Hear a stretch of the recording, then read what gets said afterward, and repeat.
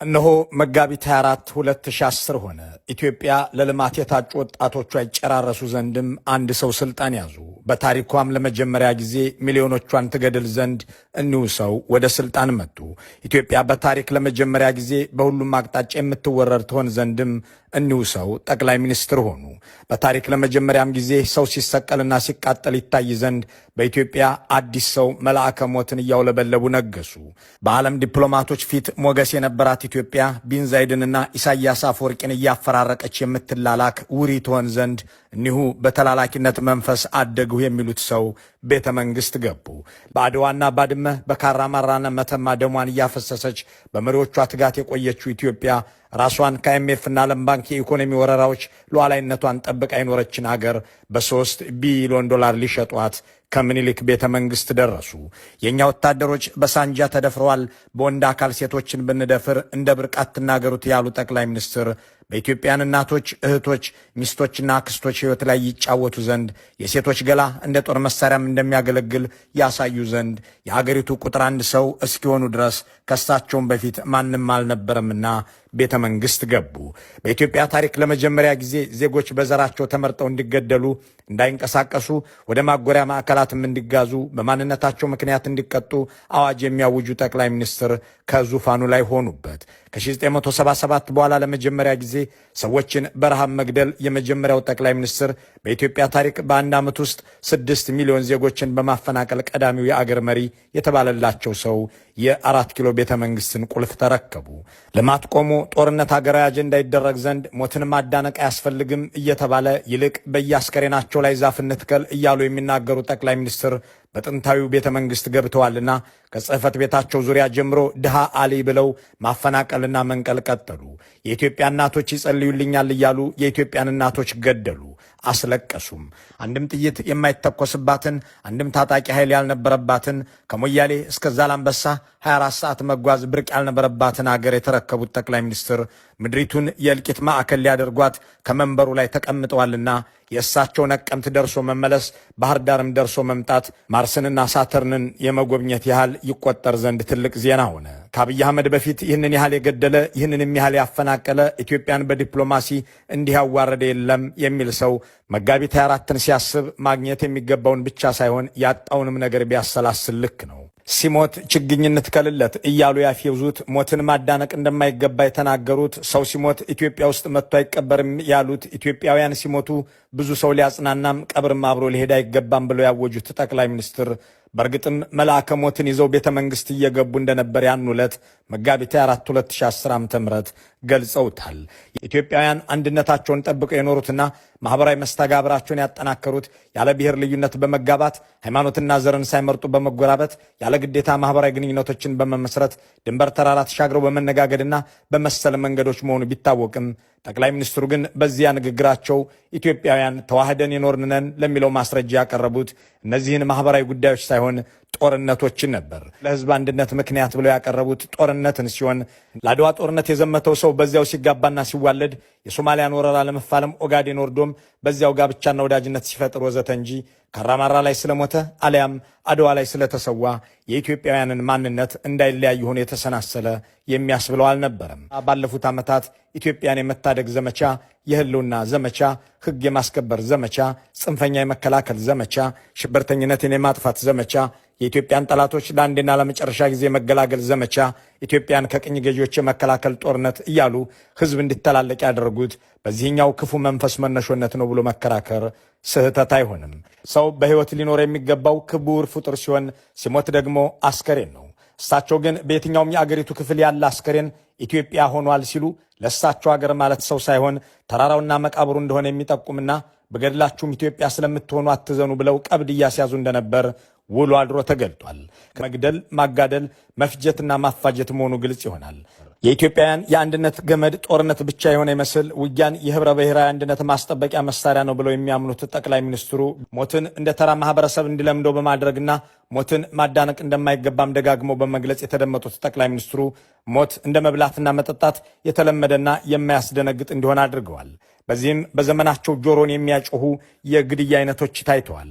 ከሞቱ አሟሟቱ እንዲል አገራዊ ብሂል ሰዎች በብሔራዊ ማንነታቸው ተዘቅዝቀው ሲገደሉ፣ ከነነፍሳቸው ሲቃጠሉ፣ በአጠቃላይ አሰቃቂ ግድያዎችን በመንግስት ሲፈጽሙ የታየው ባለፉት የብልጽግና አገዛዝ ዘመናት ነው። በየትኛውም የኢትዮጵያ መንግስታት ታሪክ ውስጥ ሰውን ከነነፍሱ እንዲቃጠል፣ በወታደር ታርዶ እንዲገደል፣ ሴቶችም እንዲደፈሩ ፈቃድ ሲሰጥ የተሰማበት ጊዜ የለም። አንድ የወላይታ ልጅ በሻሸመኔ ከተማ ተመልካች እየሳቀና እየተሳለቀ የመንግስት ወታደሮችም ከበው እየተመለከቱ ቆመው ያስፈጸሙት አሰቃቂ ግድያ በአገሪቱ ታሪክ ተፈጽሞ ስለማወቁ ንባብ አልነገረንም። የኦሮሚያ ልዩ ኃይል የፌዴራል ፖሊስ አባላትና ሲቪል ደህንነቶች በተገኙበት አንድ ሰው ተዘቅዝቆ ሲገደል ተቀጥቅጦም እንዲገደል ተደርጓል። ያ ግድያ በርካቶችን ካስደነገጠ በኋላ ሞትም ሆነ አገዳደል የማያስቆጣ የማያስደነግጥ ክስተት ሆኖ ዘልቋል።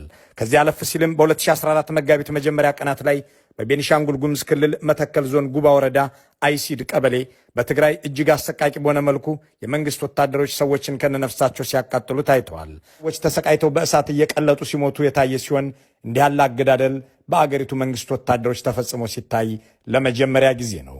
ይህም መጋቢት 24 ያበረከተው አንዱ ትሩፋት ነው። ባሳለፍናቸው 2 ዓመታት ከሰሜን ሸዋ እስከ ሰሜን ወሎ፣ ከጎጃም እስከ ወሎ፣ ከመርጦ ለማርያም እስከ ባህር ዳር የሚኖረው ህዝብ መድኃኒት፣ ሸቀጥ፣ ሕክምና፣ ትራንስፖርት፣ ነዳጅ፣ ባንክና መሰል አገልግሎት ማግኘት ለወራት እንዲያቆም ተደርጎ ተቀጥቷል። በዚህም ምግብ ቸግሮት መታከም ተስኖት መድኃኒትም አጥቶ እንዲሞት የተፈረደበት ቤተሰብ ሕፃንና አዛውንት ብዙ ሆኗል። ወለጋን ከትግራይ የባሰ ዘግተው መግደላቸውንና መውጋታቸውን ያመኑት ራሳቸው የመጋቢት 24ቱ ጌታ ጠቅላይ ሚኒስትሩ ናቸው። ትግራይን ለ2 ዓመት ያስራበውና የገደለው ይኸው ከበባ ከሌኒንግራድ ከበባ በኋላ በዓለም ረዥም ሆኖ ተመዝግቧል። 24 ወራት ወይም 720 ቀናት ከበባ የፈጸመና አንድን ህዝብ ያስራበ መንግስት ከሂትለር ወዲህ እንኳን በኢትዮጵያ በዓለምም አልታየም። በአገሪቱ ታሪክ አንድ መንግስት የራሱን ሰራተኞችም ሆነ ዜጎች አገልግሎት እንዳያገኙ አድርጎ ባንክም እንዳይጠቀሙ አቅቦ መብራታቸውን በድሮን አጥፍቶ የተዋጋና እንዲህ ያለ የተዋጣለት የጦር ወንጀል የፈጸመ የለም። ኮንሰንትሬሽን ካምፕ የሚል ጅምላ ማጎሪያ ለታሪካዊ ጉዳዮች ቅርበት ያላቸው ኢትዮጵያን የሚያውቁት በናዚ ሰነዶች ላይ ነበር። ከመጋቢት 24 2010 ወዲህ ግን በአይናቸው በአጠገባቸው አይተውታል። በአዲስ አበባ ዙሪያ ባሉ የኦሮሚያ ከተሞች 100 ሺህ ኦሮሞዎች እንደታጎሩ የተነገረው፣ የትግራይ ተወላጅ ሁሉ ተለቅሞ በመቶ ሺዎች የተገደለውና የታጎረው፣ አማራ ባለህበት ቦታ ሁሉ ታሰር ተብሎ አዋጅም ወጥቶ ህዝብ የታሰረው በዚሁ የመጋቢት 24 ማግስት ነው። ሰዎችን በማንነታቸው ምክንያት ብቻ ከአንድ ብሔር በመገኘታቸውም ብቻ ወንጀል ሆኖ አይሁዳውያን በናዚ እየተለቀሙ እንደታሰሩት ሁሉ በኢትዮጵያውያንም በብልጽግናዎችና ደጋፊዎቻቸው ላይ ተፈጽሟል። እንዲህ ያለ የጅምላ እስር ማካሄድ፣ ብሔር ተኮር የኮንሰንትሬሽን ካምፕ መፍጠርና እንደ ናዚዎቹ ፋይናል ሶሉሽን በጋዝ ቻምበር ውስጥ አስገብተውም ባይሆን በእስር ቤት ውስጥ በጥይት ደብድቦ በጅምላ መረሸን የመጋቢት 24 ትሩፋት ሆኖ ለኢትዮጵያ የተዋወቀ ስቃይ ነው። በዘመናዊ የኢትዮጵያ ታሪክ ጅምላ ግድያ የተጀመረው በጣሊያን ወረራ ወቅት በ1929 ዓ.ም በዚያን ወቅት በአዲስ አበባ ግራዚያኒ ለመግደል ባሴሩ 3 ሰዎች ምክንያት ከ30 ሺህ በላይ ህዝብ በአንድ ጀንበር እንደተጨፈጨፈ በታሪክ ተጽፏል። ከዚያ በኋላ እንዲህ ያለ የሲቪሎች ግድያ በመደዳና በስፋት የተካሄደው ከመጋቢት 4 2010 ወዲህ ነው ማለት ይቻላል። በጥቂት ሰዓታትና በአንድ ጀንበር ውስጥ ከመቶዎች እስከ ሺዎች ተገድለው በግሬደር ሲቀበሩ ያየነው በቤኒሻንጉል፣ በአክሱም፣ በማርያም ደንገላት፣ በማኅበረ ዴጎ፣ በመራዊና በመሰል አካባቢዎች ነው። ይህንን ጭፍጨፋ የፈጸሙት ደግሞ የመንግስት ወታደሮች አሊያም መንግስት ከውጭ ያስመጣቸው ወታደሮች መሆናቸው ከወራሪው የፋሽስት ዘመንም የከፋ ያደርገዋል። እንደ ብልጽግና እና አብይ አህመድ ያስተዋወቁት አዲሱ ጉዳይ አስገድዶ መድፈርን እንደ ጦር መሳሪያ መገልገልን ነው። የሴቶችን ገላ እንደ ጦር ሜዳ ተጠቅሞ ከ100 ሺህ በላይ የአገሪቱን ሴቶች የሚደፍር ጦር ያሰማራና የጋበዘ ይህንንም ምክንያት ያድርጎ ያብራራ መንግስት የለም። ነገሩ በሴቶች እንዳያበቃም ወንዶችም ላይ አስገድዶ መድፈር የተፈጸመው በዚሁ ዘመን ውስጥ ነው። የቀደሙት የኢትዮጵያ መሪዎችም አንደበታቸው ቁጥብ፣ መረን ያለቀቀና የተሰላ እንደነበር አሁን ድረስ በተለያዩ መንገዶች ለህዝብ ከተለቀቁት ንግግሮቻቸው መረዳት ይቻላል። የፖለቲካ ባላንጣዎቻቸውን ከፍ ዝቅ አድርገው ቢያጣጥሉም ህዝባቸውን ግን ሲዘልፉት አይደመጡም። ከአንጀታቸውም ይሁን ከአንገታቸው ህዝቡን እንደ አለቃ አድርገው ሲጠሩት ይደመጣሉ። ከ2010 መጋቢት 24 ማግስት የታዩት የአገሪቱ መሪዎች ግን የእነሱን ስልጣን አደጋ ውስጥ እስካልጣለ ድረስ አገር እንዲገነጣጠል ከመናገር አልፈው ህዝብን ደጋግመው ሲዘልፉ ተሰምተዋል። ምሁራንን ከእግረኛነት ያልወረዱና መኪና እንኳን የሌላቸው አንድ ቀበሌ ማስተዳድረው የማያውቁ ድሃዎች፣ አርሶ አደሮችን ግብር የማይከፍሉ ጮኸታሞች፣ የከተማ ነዋሪዎችን የአገሪቱን ሁኔታ የሚያውቁና ስራ የማይወዱ ዋልጌዎች፣ አጠቃላይ ህዝቡን ደግሞ ዕውቀትም እውነትም የሌለው እያሉ ዘልፏል። የኢትዮጵያ ህዝብ ሾርት ሜሞሪያም ነው ከሚለው የኢትዮጵያ ህዝብ መምራት ጉንዳን መሸከም ነው የሚሉት ዘለፋዎችን የሰማው ነው ይኸው መጋቢት 4 2010 ከባተ ወዲህ ነው። የአንድን ብሔር አባላት ከጽዳት ሰራተኛ እስከ ሳይንቲስት፣ ከዘበኛ እስከ አትክልተኛ፣ ከሹፌር እስከ ባለሀብት ብሔራዊ ማንነታቸውን ወንጀል አድርጎ ከስራ ያገደ፣ ያፈናቀለ፣ ያሰራና ያሰቃየ ስለመኖሩ ታሪክ አልተናገረም። የመጋቢት 24 ፍሬዎች ግን የወለጋን ሰው በአካባቢው ማንነቱ፣ የትግራይን ህዝብ በብሔሩ ብቻ ሳይሆን በስሙ እየለዩ የአማራን ህዝብ በማንነቱ ሲገድሉም ሆነ ሲበድሉ ታይተዋል።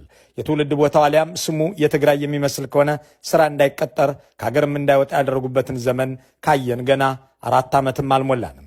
ስምህ የትግራይ ይመስላል፣ መልክህ የአማራ ነው፣ እስኪጠራ ትታሰራለህ ብሎ የተጋዘም ያየነው በዚሁ 7 እና 8 ዓመት በሆነው የመከራ ዘመን ውስጥ ነው።